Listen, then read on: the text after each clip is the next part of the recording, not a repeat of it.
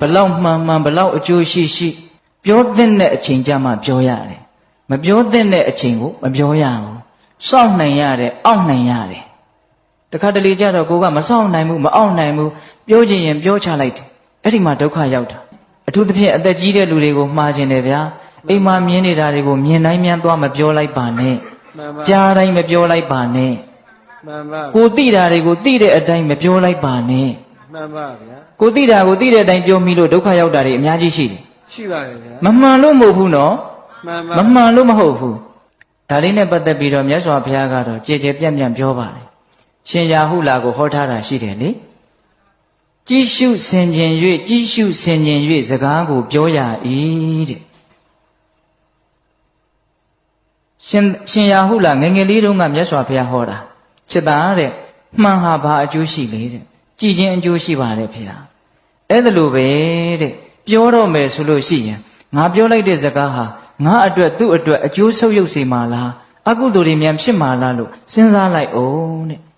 အကျိုးဆုပ်ယုပ်မယ်ဆိုရင်မပြောနဲ့မပြောခင်မှာစဉ်းစားရ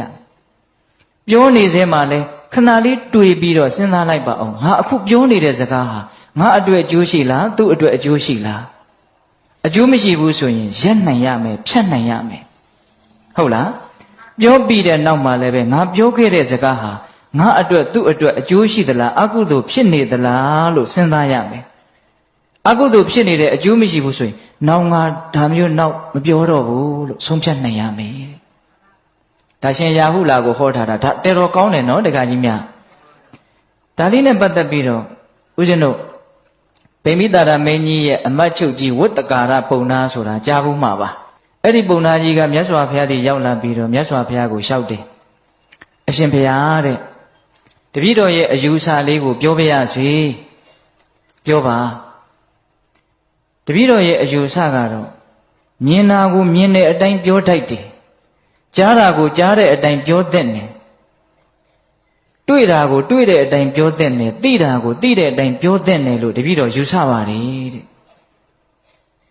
အပေါ်ယံကြည့်ရင်တော့တော်တော်ဟုတ်တယ်လို့ထင်ရတယ်မြင်တာကိုမြင်တဲ့အတိုင်းကြားတာကိုကြားတဲ့အတိုင်းသိတာကိုသိတဲ့အတိုင်းတွေ့တာကိုတွေ့တဲ့အတိုင်းပြောတတ်တယ်တဲ့ဒီတော့မြတ်စွာဘုရားကလက်မခံဘူးဗျဒကမာကြီးတွေလက်မခံဘူးနော်မြင်တာကိုမြင်တဲ့အတိုင်းပြောတတ်တယ်ဆိုတဲ့စကားကိုလက်မခံဘူးအဲ့ဒီတော့မြတ်စွာဘုရားကဘာအမိန့်ရှိလို့ဆိုတော့ဒကာကြီးတဲ့မြင်တာကိုမြင်တဲ့အတိုင်းကြားတာကိုကြားတဲ့အတိုင်းသိတာကိုသိတဲ့အတိုင်းတွေ့တာကိုတွေ့တဲ့အတိုင်းတကယ်လို့ပြောလို့များအကုသိုလ်တွေများပြီးတော့ကုသိုလ်တွေနည်းသွားမယ်ဆိုရင်မပြောသင့်ဘူးလို့ငါယူဆတယ်တဲ့